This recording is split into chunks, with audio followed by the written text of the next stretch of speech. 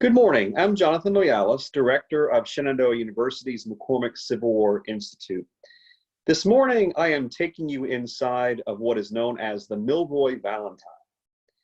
So several days prior to Valentine's Day, 1863, Mary Baldwin visited General Milroy at his headquarters in Winchester to plead with him to have access to various items for her family and livestock.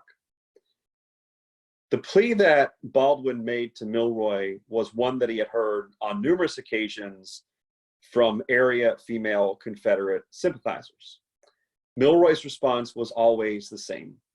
If you take an oath of allegiance to the United States government, you can have whatever it is you want. But as long as you support the Confederate cause, you will have access to nothing. During the course of that conversation, there was a knock at Milroy's office door.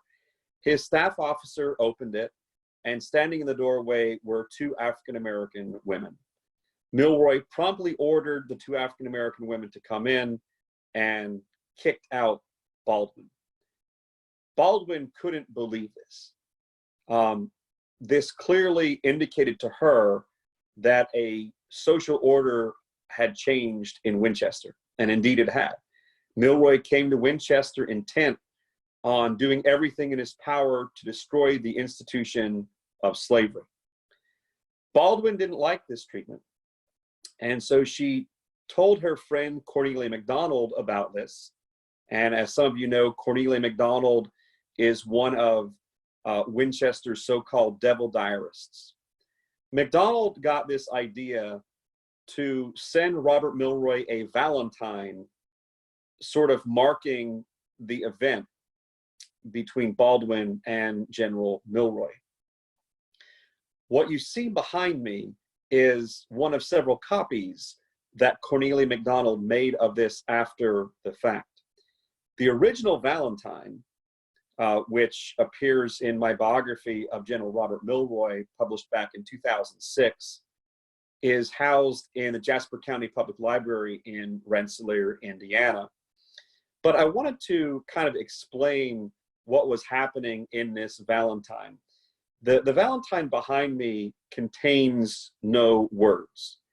The images appear pretty much exactly as they do in the original Valentine. So on my right, you have Robert Milroy seated, welcoming in the two African-American women. To my left is a depiction of Baldwin wearing a dress of red and white stripes, which is emblematic of the Confederate war effort. But what the copy doesn't show is the words that Cornelia MacDonald put coming out of the mouths of General Milroy and Baldwin. So coming out of one side of Milroy's mouth is directed to the two African-American women, where he says, "Be seated, ladies." So he's showing them the utmost respect. He then speaks to Baldwin, and coming out of his mouth in that regard, he tells her, "Out you damned rebel." Coming out of Baldwin's mouth as she's leaving, she is saying, "Jackson will avenge us," meaning, of course, Confederate General Thomas J. Stonewall Jackson. In the upper left-hand corner of the Valentine, MacDonald wrote, "To General Milroy, Valentine's Day, 1863, from a she-red." Now, when Milroy received this, publicly, he thought that this was a great act of anti-unionist sentiment, which during Milroy's tenure, if you were charged with any anti-union activity, it meant you were arrested and more than likely exiled from the community. He did order an immediate search of homes to find out who was the perpetrator of this. Fortunately for Cornelia MacDonald, she was never found out.